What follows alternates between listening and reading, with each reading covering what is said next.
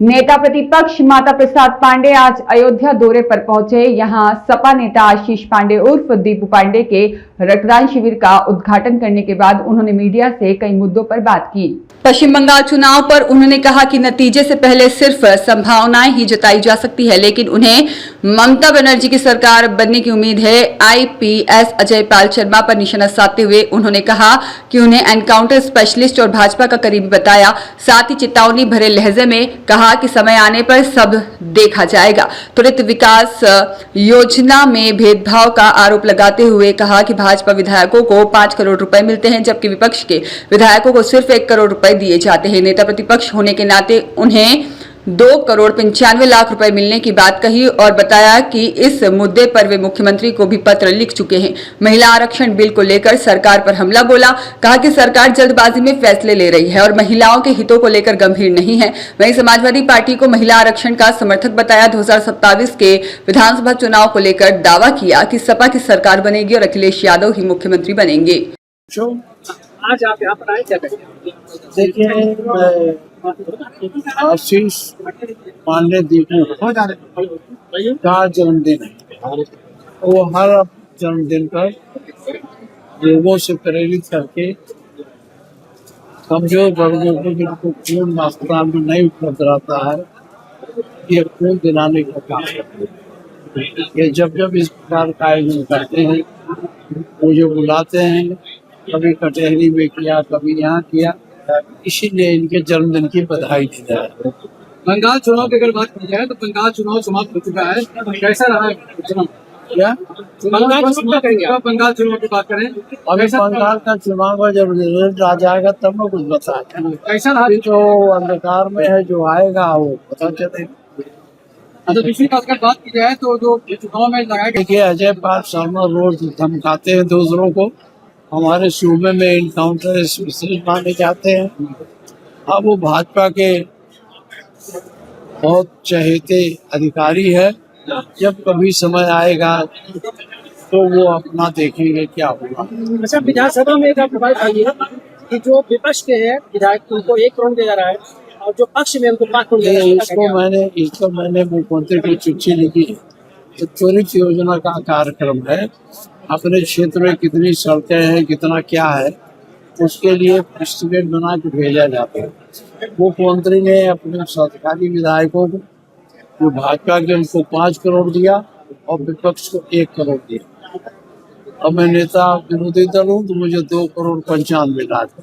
महिला छात्रों के क्या कहेंगे? विरोध चल रहा है। ये पूछ लिया, अच्छा किया। मैं इसको व्यापक ढंग से बता दूं, लेकिन चलाना। देखिए, 2023 में भारतीय जनता पार्टी ने पार्लियामेंट से सर्वसम्मत से महिलाओं का 33% आरक्षण की बात की और वो आज तक उसमें ये हुआ कानून बन गया। लेकिन ये हुआ कि ये लागू तब होगा जब सरकार गजब से शुरू करेगी। तो अब की बार इन्होंने उसको डिलिमिटेशन से जोड़ दिया।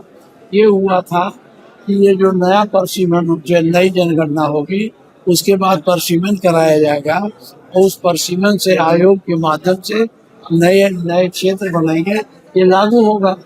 अब ये परेशान हो गए। अब ये चाहते थे कि नया परसीमन करने के लिए नया एक्ट बना दिया जाए, तो इस संविधान संशोधन कर दिया जाए। विपक्ष इससे सहमत नहीं हुआ। उसने कहा जब आप जनगणना शुरू करा दिए हैं तो जातीय जनगणना भी हो जाए और जनगणना भी हो जाए, तो लिस्ट आ जाए, तो इसके बाद परसीमन करा दें।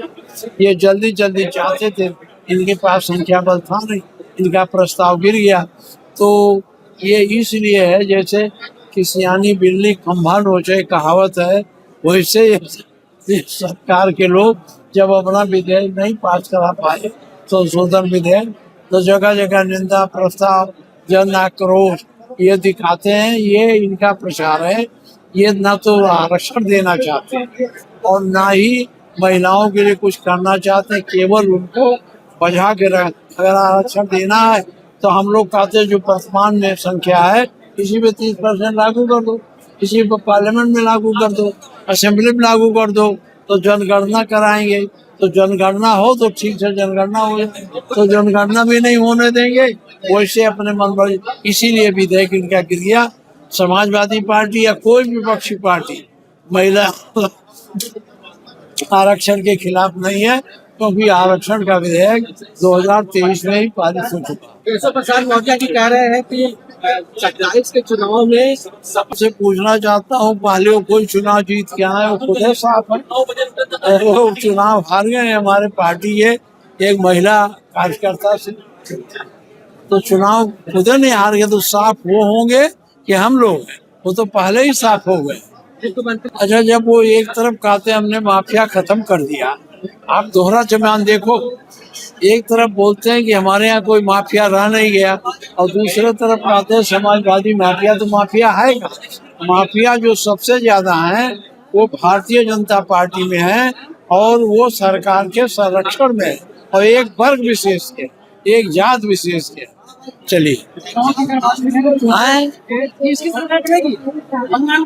अरे हम कैसे कहते हैं किसकी बनेगी?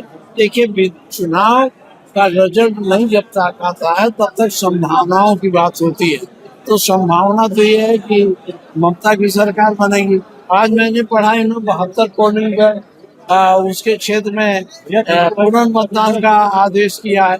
क्या क्या है इतने करने के बाद भी वहाँ क्या है मैं नहीं जानता, लेकिन ये मैं जानता हूँ कि ममता बड़ी चक्कर दे रही है इनको। हमको लगता है कि ममता की सरकार बने। 27 के चुनाव को लेकर 27 के चुनाव में समाजवादी पार्टी भारी बहुमत से जीत के आएगी, माननीय अखिलेश जी मुख्यमंत्री बनेंगे। पंचायत चुनाव क्यों नहीं कराया जा रहा है? ये तो बात, पंचायत चुनाव नहीं कराया जा रहा, उनसे पूछिए।